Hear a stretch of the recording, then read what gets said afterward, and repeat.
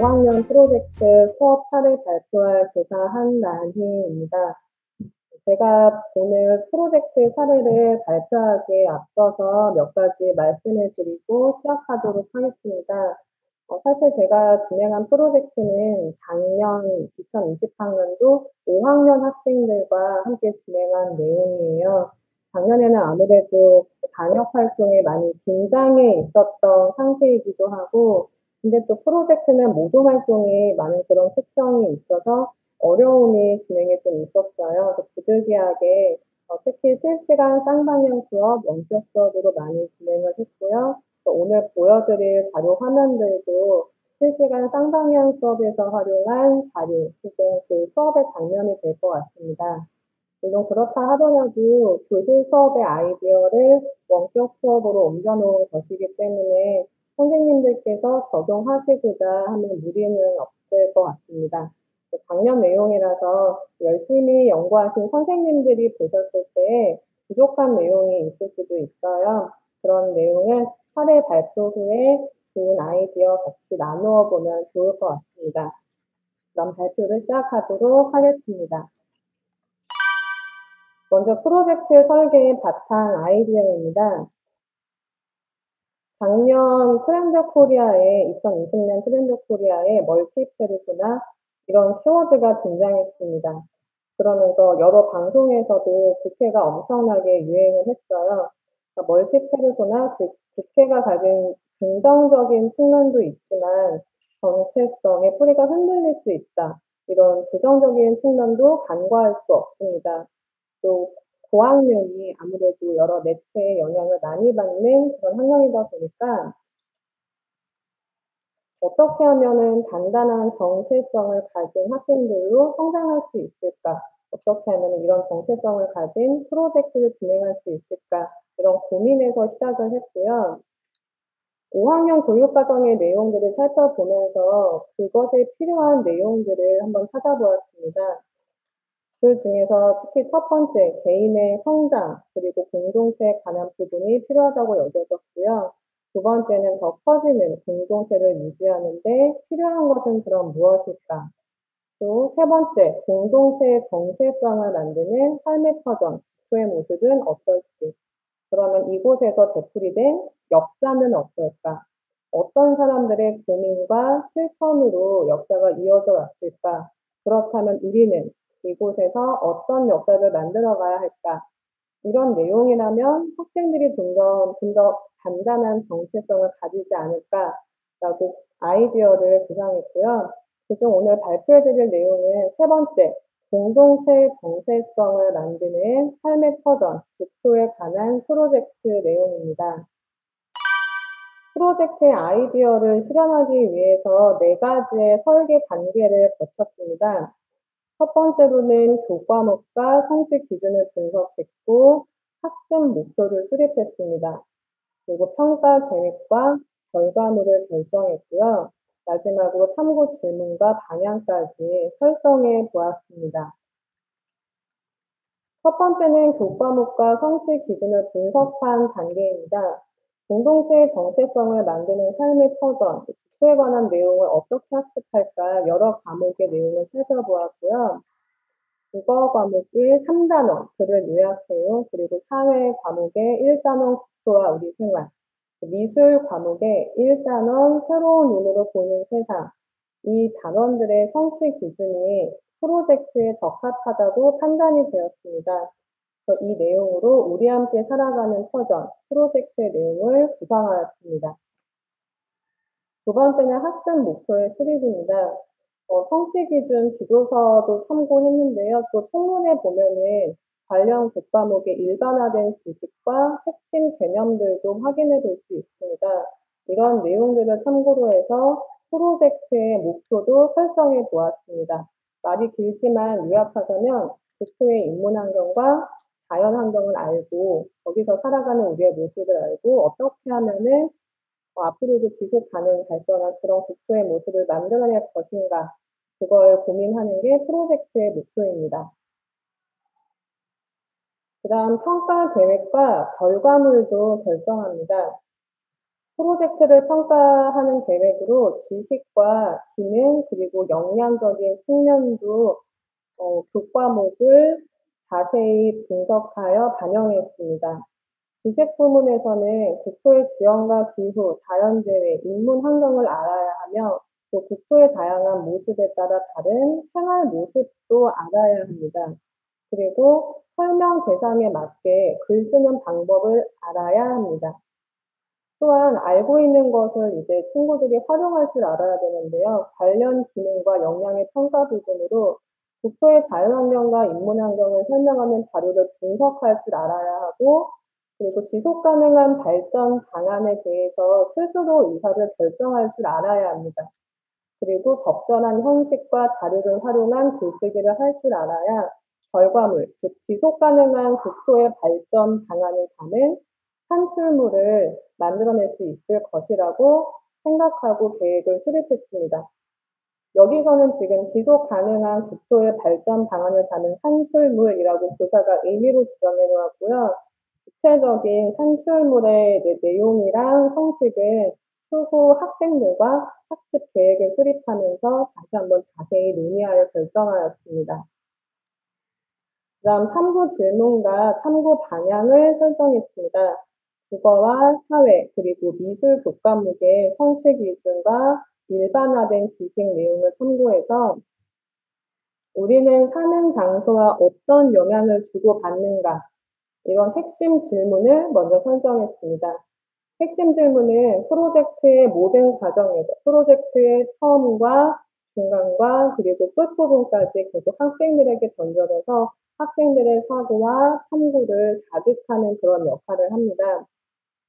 그리고 사회교과목에 사실 성취 기준이 꽤 많은 편이었어요. 그래서 비슷한 성취 기준은 또 묶어보아서 소주제를 만들었고, 프로젝트에 제가 설정한 학습 목표도 고려해서 소주제를 만들었기 때문에 관련한 탐구 질문도 더 설정해 보았습니다. 국토의 자연 환경에 어떻게 적응하며 생활할까? 인문 환경에는 어떻게 적응하며 생활할까? 그렇다면 지속 가능한 국토의 발전은 어떤 모습일까? 소주제에 따른 탐구 질문을 설정하여서요. 학생들이 핵심 질문에 좀 더 차근차근 다가갈 수 있도록 교사가 미리 설계를 하였습니다. 또 사회교과의 기능적인 부분과 관련하고 다른 기능교과의 내용을 참고해서 탐구 방향을 설정했습니다. 예를 들어 국토의 자연환경에 어떻게 적응하며 생활할까?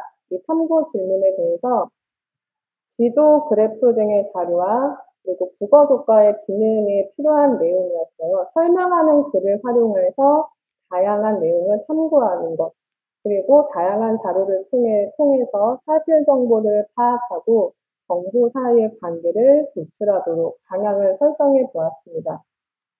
이런 식으로 각 교과의 기능을 최대한 여러 차례 많이 반복하여 활용할 수 있도록 탐구 방향을 설정하였습니다. 이렇게 4단계로 거쳐서 프로젝트를 설계했다면 운영하는 단계는 크게 5가지로 볼 수 있을 것 같습니다. 첫 번째는 프로젝트의 기반 활동으로 프로젝트의 주제와 관련된 본인들의 배경 지식을 확장하는 그런 활동을 하는 단계입니다. 선생님들이 많이 하고 계시는 온책 읽기 활동도 포함될 수 있고요. 관련 기사를 분석하거나 학생들의 경험을 나누는 모든 활동들이 기반 활동으로 프로젝트의 전, 프로젝트의 중간, 진행해서 계속 이루어질 수 있습니다. 그리고 학습자 질문으로 학습 계획을 수립하는 단계입니다. 먼저 교사의 설계가 이루어져야 학습자 질문을 만들 때 좀 더 학습에 몰입할 수 있고 탐구 질문으로 성취 기준에 다가갈 수 있는 그런 질문을 만들어낼 수 있습니다. 세 번째는 내용을 조사하고 수집하는 단계입니다. 다양한 매체, 그리고 교과서 내용이나 집에 있는 책, 참고서 이런 것들을 통해 조사 활동도 했고요. 그 밖에 설문이나 인터뷰 이런 내용들을 활동을 통해서도 내용을 수집했습니다. 그리고 아마 선생님들께서 많이 경험이 있으실 것 같아요. 아이들한테 얘기해서 자료를 조사하고 결과물을 멋지게 만들었는데 막상 친구들한테 물어보면은 이 말뜻을 모른다던가 이걸 왜 하는지, 어떤 맥락이 필요한지, 어떤 의미인지 잘 자기의 언어로 말하지 못하는 친구들이 많아요. 그런 것을 좀 방지하고 친구들이 좀 깊이 사고할 수 있도록 하고자 수집한 내용을 연결하는 단계를 같이 운영했습니다. 말하자면 조사한 내용을 좀 재구성해 보는 활동인데요. 배운 개념과 개념을 서로 비교하거나 대조하거나 이것을 전체와 부분으로도 생각해 보고 어떤 것이 어떤 것의 원인과 최종 결과가 되는구나라고도 한번 생각해 보고 순서대로 나열하는 것 등 개념들을 서로 관계 짓는 그런 활동을 해 보았습니다. 그리고 마지막으로 결과물을 산출하고 성찰하는 단계를 거칩니다. 그러면 실제 우리 함께 살아가는 터전의 실천 장면을 보여드리도록 하겠습니다. 기반 활동도 소주제가 3개로 가기 때문에 기반 활동도 자연환경, 인문환경, 그리고 지속가능 발전에 관한 그런 기반 활동을 모두 수행해 보았습니다. 원격 활동으로 국토 여행 경험을 나누어 봤는데요. 패들렛을 통해서 짤막한 기획문을 읽은 다음에 친구들이 배울 내용과 관련된 주제를 교사가 제시하면 거기에 대한 여러 가지 경험을 나누어 보았습니다. 그리고 두 번째는 인문 환경의 변화로 이야기를 만들어 보았습니다. 위에 있는 지도는 사실 인천 지도 포털에 접속하면은 인천의 시기별로 항공위성 지도를 확인할 수 있는 기능이 있어요. 그걸 확인해서 우리 인천의 땅 모양이 어떻게 변했고, 그렇다면 무엇이 생겼고, 그것으로 인해 우리들의 생활이 어떻게 달라졌을까? 배우기 전에 학생들은 어떻게 생각하고 있는지 한번 이야기로 만들어 보았습니다. 그리고 우리 지역의 국토 뉴스도 살펴보았습니다. 아마 이게 환경이냐, 개발이냐, 이런 찬반 입장으로 나누어지는 내용을 담은 뉴스 기사였는데요. 때마침 장면에 람사르 습지 위에 다리 건설, 이런 기사를 살펴볼 수 있어서 학생들과 여기에 대한 생각을 먼저 나누어 보았습니다. 이것으로 프로젝트를 시작하기 전에 출발점 생각을 한번 확인을 해 보았고, 프로젝트가 끝난 후에는 출발점 생각과 달라진 생각을 비교해 보면서 나의 배움이 얼마나 넓어지고 깊어졌는지 확인할 수 있었습니다. 그리고 프로젝트의 계획을 수립하는 단계입니다. 학습자 질문을 만드는 과정이 항상 긴장되기도 하지만 즐겁고 성취감이 느껴지는 그런 단계인 것 같습니다. 기반 활동을 충분히 했기 때문에 아이디어를 많이 꺼낼 수 있었고요. 이렇게 모둠이랑 질문을 선정하기 전에 개인과 그리고 친구와 질문을 만들어 보는 단계도 있습니다. 그 다음에 사진처럼 친구들과 질문을 스스로 평가해 보는 시간도 갖습니다. 그래서 1사분면에 있는 질문만 선정해서 전체 질문으로 다시 한번 모아보게 되는데요. 질문도 여러 연구를 살펴보니까 많이 연습하고 스스로 평가해봐야 좋은 질문을 만들 수 있다고 이런 내용들을 이야기하시더라고요. 그래서 질문을 뽑을 때는 이 질문이 얼마나 내가 배우고 싶은 내용인지, 그리고 동시에 이 내용을 배웠을 때 나나 다른 사람들한테 얼마나 좋은 영향을 미치는지 그것을 기준으로 해서 질문을 모둠과 함께 선정했습니다. 그리고 그 질문을 바탕으로 전체 질문 지도도 이렇게 만들어 보았습니다. 이건 지금 완성된 모습이고요. 사실 이렇게 되기 전에 학생들이 각자 이제 자리에 앉아서 질문을 살펴보고 가끔 이제 주제랑 많이 동떨어진 내용의 질문이 나올 때도 있더라고요. 모둠에서 질문을 평가하고 선정하더라고요. 그렇기 때문에 다시 한번 주제랑 동떨어진 질문이 없는지, 프로젝트 하는데 적합한 질문인지, 그리고 혹시 많이 비슷한 질문들이 나올 수 있어요. 1모둠과 6모둠의 질문이 비슷한 표현으로 나올 수 있는 부분이 있기 때문에 비슷한 질문들이 있으면은 같이 정리해서 좋은 영어로 하나로 합쳐주는 역할도, 그런 과정도 거치고 또 이미 써놓은 친구들의 질문을 혹시 조금 용어를 붙이거나 바꾸면은 더 재미있는 배움이 되지 않을까? 그렇게 생각해 보면서 질문을 정리해 보았습니다. 이렇게 정리한 내용으로 학습 계획을 수립하고요. 이게 친구들이 실제로 만든 학습자 질문을 제가 옮겨 놓은 내용이에요. 질문을 만들고 그거를 어떤 순서로 학습해야 될지 그것도 많이 고민이 있어서 동료 선생님들과 연구를 했고요.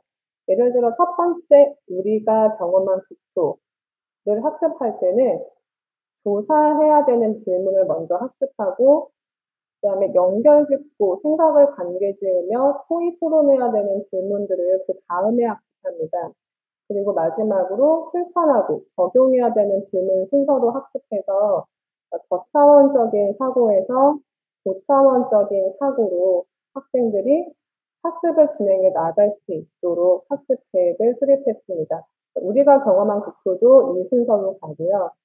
변화하는 국토 두 번째 소주제도 조사하기, 관계짓기 질문 순으로 가고 마지막 가치 있는 국토개발 소주제도 조사 질문, 연결 질문, 그리고 마지막 실천 적용 질문의 순서로 가면서 학습을 하게 됩니다.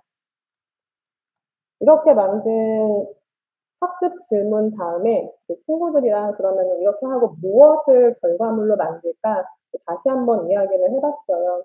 제가 상상하지 못했던 국토 전시 체험관을 학생들이 하고 싶다고 의견을 내서 투표 결과를 정리한 판서 내용입니다. 이렇게 정리한 내용들은 워낙에 프로젝트가 장시간 동안 진행되다 보니까 학생들이 가끔은 내가 어느 부분을 하고 있는지도 모를 때가 있고 이 내용이 그 다음 내용과 어떻게 연결되는지, 내가 그 전에 어떤 내용을 배웠었고, 그게 또 다른 내용과 어떻게 연결되는지 잘 모르는 친구들이 있을 수 있어서 뒷게시판을 활용해서 학생들이 우리가 어떤 질문을 하고 있는지, 어떤 탐구를 하고 있는지 알 수 있도록 이렇게 전시했습니다. 친구들이 만든 캐릭터가 이렇게 올라갈수록 프로젝트가 완성되는 모습을 보여줍니다. 그러면 첫 번째, 우리가 경험한 국토 소주제 학습 사례입니다. 지금 보여드리는 화면도 학생들이 직접 만든 조사 질문과 연결 질문과 적용 질문을 활용해서 클래스룸을 구성했습니다. 위에서 아래로 순차적으로 학습하도록 구성했고요. 국토의 자연환경과 생활 모습을 배우고 자랑거리를 선정하는 학습을 하였습니다. 내용 조사 수집 단계에서부터 주로 저는 구글 슬라이드를 많이 활용했는데요. 학생들이 여러 책이나 교과서나 자료, 기사한 인터넷 자료들을 보고 정리할 때 이렇게 슬라이드에 자신의 배운 내용, 의견을 정리해 보도록 많이 활용했습니다. 이렇게 우리나라의 지형과 기후를 알아보았고요. 패들렛을 이용해서 여러 가지 지형을 조사하고 특징을 묶어보면서 파악하기도 했습니다. 그리고 자연환경에 따른 생활 모습을 알아보면서 정말 내용을 잘 배웠는지 확인하는 장면입니다. 여러 가지 퀴즈를 할 수 있는 어플이나 그 사이트도 있지만 아날로그적인 방식으로 친구들에게 보드마카와 판 준비해서 이제 많이 골든벨로 진행을 했어요. 이렇게 하면은 교사도 문제를 낼 수 있지만 친구들도 모둠으로 같이 협력해서 문제를 만들어 내기도 하는 그런 효과도 있어서 많이 활용한 방법입니다. 그리고 수집한 내용을 연결하기 위해 먼저 조사한 내용은 한번 여러 지역의 생활 모습을 망고보드로 표현해 보았습니다. 아마 망고보드랑 미리큰버스를 학생들이 많이 같이 사용하면서 익숙해졌던 것 같아요. 이렇게 생활 모습을 알아보고 친구들이 조사한 자료, 만든 자료, 이 내용들을 다시 한번 살펴보면서 그래서 자연환경에 따라 생활 모습이 이렇게 다르구나라는 것을 다시 한번 각자의 생각을 정리해 보았습니다. 그 다음 내용을 적용하는 단계에서 국토의 자랑거리를 선정하고 각자 설명하는 글을 써보았습니다. 이 친구 같은 경우는 지형을 이용하여 생활하는 사람들의 모습이 자랑거리라고 생각한다. 이렇게 기술했습니다. 첫 번째, 두 번째부터 다섯 번째까지 배운 내용을 활용해서 자기의 생각을 나타내는 글을 쓴 것을 확인할 수 있었습니다. 그다음 두 번째 소주제 변화하는 국토입니다. 마찬가지로 조사 질문 그리고 연결 질문의 흐름으로 학습을 하면서 인문 환경과 우리 생활과의 관계를 알아보는 것이 주요 과제였습니다. 먼저 내용을 조사하고 수집하며 다양한 인문 환경을 알아봤습니다. 이렇게 발달한 도시만의 산업이라던가 교통의 모습도 조사를 해봤고요. 실제 뉴스 기사도 조사했지만 이런 것들을 바탕으로 해서 싱킹맵으로 정리해보는 그런 활동도 했습니다. 슬라이드는 제가 도형만 긴 칸으로 제시해주면은 어떻게 하는지 알고 있는 설명을 들은 학생들이 원인과 결과로 교통의 발달에 따른 그런 효과들을 한번 정리해보는 활동도 가능했습니다. 인구 구성의 변화도 알아봤고 문화도 알아보면서 지역의 문화 마크를 한 번씩 친구들과 생각하면서 제작해보는 그런 활동도 했습니다. 그리고 수집한 내용을 연결하는 단계에서는 인문 환경 간의 상호 연관성을 파악하는 활동을 했습니다. 지금 보이는 자료는 슬라이드에 솔로 헥사곤이라는 내용을 활용해서 친구들과 표현하고 있는 장면입니다. 보통 마인드맵도 많이 사용하셨을 텐데요. 마인드맵은 비슷한 주제들이 이제 가지가지 뻗어나가는 것이라면은 솔로 헥사곤은 이렇게 헥사곤 안에 개념을 아이들이 배운 개념을 한 가지씩 기록하고 이 세 가지 개념을 한 번에 엮어서 이것들의 연관성을 정리할 수도 있고 두 가지를 비교하거나 대조하면서 자기의 생각과 알게 된 점을 쓸 수 있다는 장점이 있습니다. 여러 가지로 기술할 수 있어서 학생들의 사고를 많이 자극하는 데 도움이 되는 그런 모습입니다.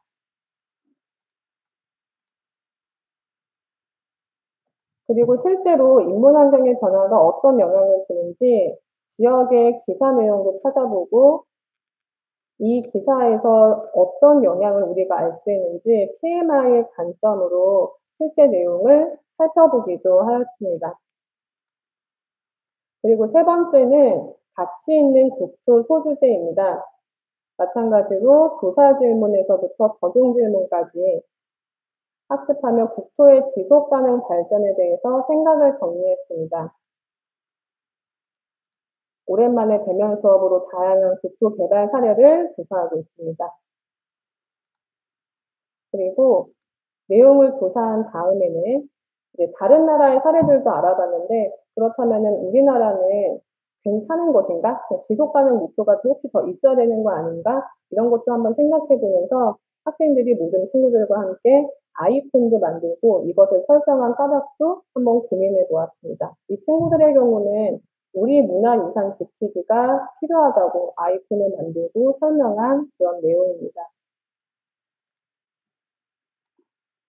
그리고 디베이트를 통해 가치 있는 국토에 대한 자신만의 생각을 정리하기도 하였습니다. 5학년 친구들이 많이 좋아했던 수업 형태 중에 하나인데요. 디베이트를 실시간 쌍방향으로 준비했을 때 장점이 참 많았던 것 같아요. 교실에서 디베이트를 할 때 준비할 때 보통 과제형으로 말하자면 과제형으로 과제를 해오고 그걸 가지고 피드백을 한 다음에 교실에서 이렇게 자기 생각을 펼치는데 실시간 쌍방향으로 디베이트를 하다 보면은 같은 팀원들끼리 실시간 쌍방향으로 사상방에 모여서 자료를 준비할 수도 있고 조사하면서 시간 안에 의견을 발표하는 연습하는 것도 충분히 가능하더라고요. 그러면서 교사한테 피드백도 같은 팀이 함께 받게 되니까 좀 더 그 내용에 대해서 깊이 있고 많이 연습하면서 준비할 수 있었습니다. 예를 들어 이 친구들도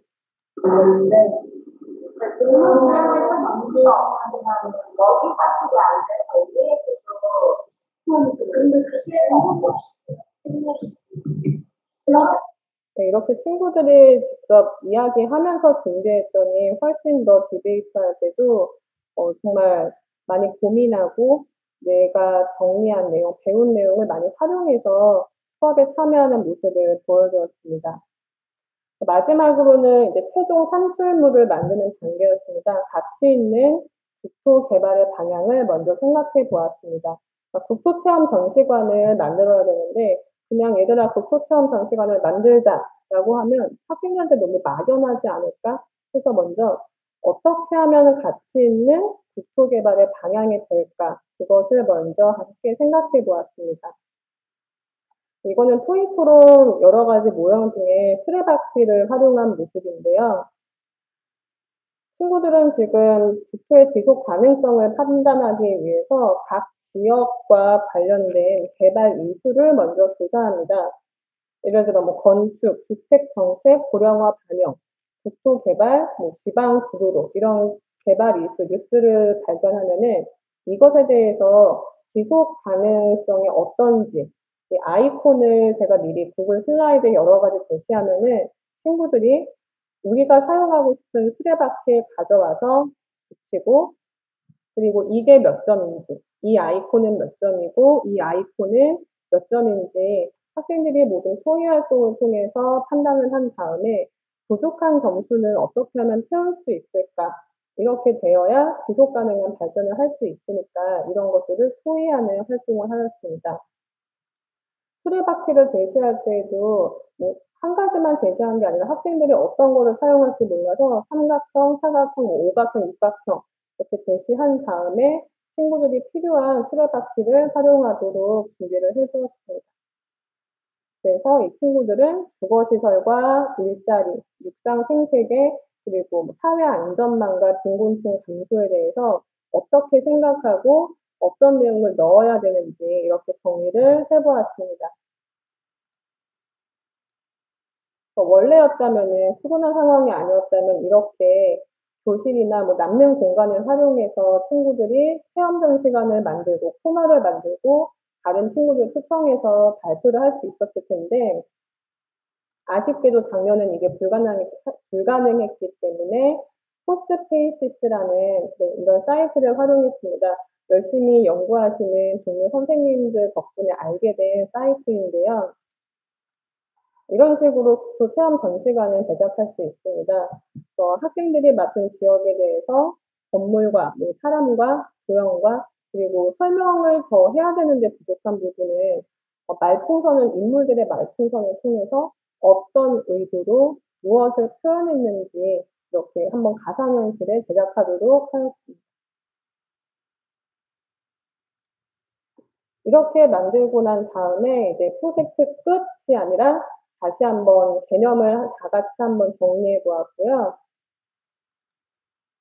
처음 생각과 지금 생각을 비교해 보면서 프로젝트를 정리해 보았습니다. 마지막 이제 프로젝트 정리하는 에세이를 썼는데 이 친구 같은 경우에는 처음에는 무조건 당연히 환경 보전이 우선이라고 생각하고 있었지만 나중에는 환경을 생각하는 개발이 필요하겠구나. 그것을 위한 방안을 우리가 찾아야겠구나라고 느낀 점을 확인할 수 있습니다. 네, 여기까지입니다. 감사합니다. 먼저 첫 번째 질문이 지금 왔는데요. 프로젝트 수업을 어떻게 계획하고 진행하시는지 궁금합니다. 1년 단위, 학기 단위 혹은 학년에서 협동으로 만드시는지요? 네, 먼저 답변 드리겠습니다. 사실 제가 발표한 프로젝트 사례가 작년 사례였고, 작년에 있었던 곳은 프로젝트를 끊임없이 하는 그런 환경을 조성해준 그런 학교였어요. 그래서 1년의 프로젝트를 학기에 3개 진행했습니다. 1학기에 3개, 2학기에 3개를 진행했고요. 학년 선생님들과 제가 주요 아이디어를 바탕으로 이제 같이 선생님들과 좋은 아이디어를 가지고 더 보태서 이제 프로젝트를 하나를 만들게 되는데요. 되게 신기한 거는 같은 프로젝트를 가지고 1반, 2반, 3반, 4반에 진행하면은 다 다른 모습으로 결과가 나오더라고요. 그래서 어떤 때는 우리 반과 저 반이 프로젝트를 진행한 다음에 같은 프로젝트를 어떻게 우리가 탐구했을까? 이렇게 궁금한 점이 생겨서 같이 1반과 2반이, 또 3반과 4반이 실시간 쌍방향 수업의 그 시간에 만나서 서로의 배움을 나누기도 했습니다. 프로젝트는 저는 지금 작년에는 이제 학기에 3개 했는데요. 올해는 지금 1학년을 맡고 있고 1학년 친구들과 지금 1학기 동안에 하는 지금 4번째 프로젝트 진행하고 있습니다. 그래서 이어서 중간중간 수업의 방향을 변경해야 할 때도 있다면 수시 변경하며 수업을 진행하시나요? 이런 질문이 있습니다. 네, 엄청나게 융통성을 많이 발휘해야 되는 수업인 것 같아요. 그러니까 처음에 교사 설계가 필요하기 때문에 제가 처음부터 끝까지 이 정도의 탐구 질문으로 이 방향으로 가겠다라고 생각은 하지만 막상 실제로 친구들과 질문을 만들어 보면은 제가 생각하지 못한 질문, 성취 기준에 분명히 부합하는 질문인데 제가 생각하지 않았던 것도 꺼내놓을 때가 있고 고학년 친구들 같은 경우는 나는 이거를 어떻게 공부하고 싶다고도 말할 수 있거든요. 충분히 훈련이 되면은 한 두세 번째 프로젝트에서는 저는 이 질문을 이렇게 공부하고 싶어요 라고 말하는 친구들도 있어요. 그런 걸 들어보고 이거 내가 구상한 방법도 괜찮지만 이 학생이 구상한 방법도 충분히 성취 기준과 그 기능을 학습하는데 좋은 방법이겠다 싶으면은 과감히 바꿔서 하기 때문에 수정이 중간에 좀 많은 것 같아요. 네, 선생님, 이제 세 번째 질문 드릴 텐데요. 프로젝트 수업을 위한 계획은 방학 때 연간 계획을 수립하시는지요? 네, 일단 1학기 프로젝트를 겨울방학 동안에 한 학기 거를 좀 많이 생각해 놓는 편이고 큰 틀만 잡아놔요. 대충 아까 처음에 보여드린 아이디어처럼 1학기 뭐 1, 2, 3번까지 가겠다 하면 그 내용과 관련된 한 교과목과 성취 기준 분석하는 것까지는 해놓는 편이고요. 이제 설계는 이제 학기 들어가서 친구들의 상태를 보고 학생들의 수준이나 흥미도 보면서 설계한 다음에 또 학습자 질문 만들면 또 거기서 계속 학생들한테 맞춰서 수정해 가기도 하는 편으로 그렇게 진행하고 있습니다. 네, 감사합니다. 그리고 지금 질문이 연결되는 것 같아서 계속 같이 질문을 하는데요. 선생님이 학생들의 프로젝트가 잘 진행되게 하기 위해서 필요한 자료 같은 그런 준비 시간이 얼마나 걸릴까요? 프로젝트에 따라서 되게 다른 것 같아요. 그러니까 어떤 프로젝트의 경우는 교과서에 없는 내용을 친구들이 더 알아보고 싶다고 하는 경우도 있어서 그럴 때는 제가 학교 도서관에서 어떤 책이 있는지도 파악하고 미리 찾아본 다음에 얘들아 이 책이 그 도서관 가면 있을 것 같아라고 얘기하면서 같이 도서관을 가서 직접 찾아보는 그런 수업도 하고 있었거든요. 아무래도 미리 좀 준비하는데 시간이 걸리는 편이어서 일주일에 하루 정도는 그 다음 주에 프로젝트를 좀 많이 정리하기 위해서 준비를 한 편이었습니다. 네, 마지막 질문입니다, 선생님. 핵심 질문이 저도 어렵던데요. 가장 많은 궁금일 것 같은데 핵심 질문이 많이 어렵습니다. 핵심 질문은 교사가 준비하고 학생들이 그 핵심 질문에 대한 탐구 질문을 생각하는 것이지요. 탐구 질문을 잘 만들게 하기 위해서 다른 수업 시간에 혹시 하브루타와 같은 수업을 하셨을까요? 탐구 질문을 잘 만들 수 있는 지도 방법이 궁금합니다. 지금 이 프로젝트는 세 번째 프로젝트라서 제가 말씀드리지 못했는데 첫 번째 프로젝트를 하기 전에 저는 아예 학기 초에 학생들이랑 질문에 대한 수업을 많이 시작하고 프로젝트를 진행하는 편이었어요. 제가 어떤 주제나 핵심이 되는 질문을 던지면은 학생들이 거기에 대해서 질문하는 방법을 생각하는 걸 알려줬고요. 처음에는 어려운 질문 알려주면 질문 방법을 알려주면 너무 힘들어해서 좀 비교적 쉽게 만들 수 있는 뭐 1, 2, 3단계 질문이나 QFT나 이런 질문 방법 먼저 함께 배우고 그 다음에 또 다른 질문 기법도 검색해보면 되게 많이 나오거든요. 질문 관련된 서적에도 그런 방법들이 너무나 많기 때문에 지금 다는 말씀 못 드리지만 우리 학급에서 사용할 거, 쉬운 단계부터 어려운 단계까지 한 두세 가지 정도의 질문 기법을 함께 공부하면서 연습한 다음에 첫 번째 프로젝트를 진행했고요. 학생들이 탐구 질문 만들 때도 어려워하면은 계속 소주제랑 관련된 아이들이 꺼냈던 아이디어 이런 거 생각했는데 그럼 더 모르는 건 없어? 더 알고 싶은 건 없어? 하면서 계속 그러니까 만들 때도 친구들 사이 돌아다니면서 두 명이서 만나서 질문을 만드는 활동도 하거든요. 얘 질문 발표하고 얘 질문 발표하면서 우리 좋은 질문을 내가 적어가도 된다고 해요. 그러면서 배워야 되니까 질문을 그렇게 배우기도 하고 둘이 만나서 만드는 질문이 훨씬 재밌는 질문이 되거든요.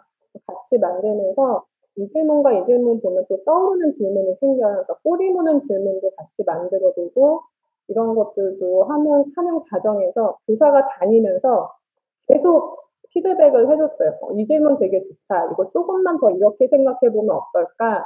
하고 또 좋은 거 나오면 다른 친구들한테 와 얘들아 누가 이런 질문 만들었는데 되게 재밌을 것 같아 하면은 또 이렇게 경쟁하듯이 같이 만들기도 하고 그러니까 질문 만드는 것도 친구들이 처음엔 되게 어려워하는데 하고 나면은 선생님 오늘 되게 머리 아팠는데 너무 뿌듯했어요.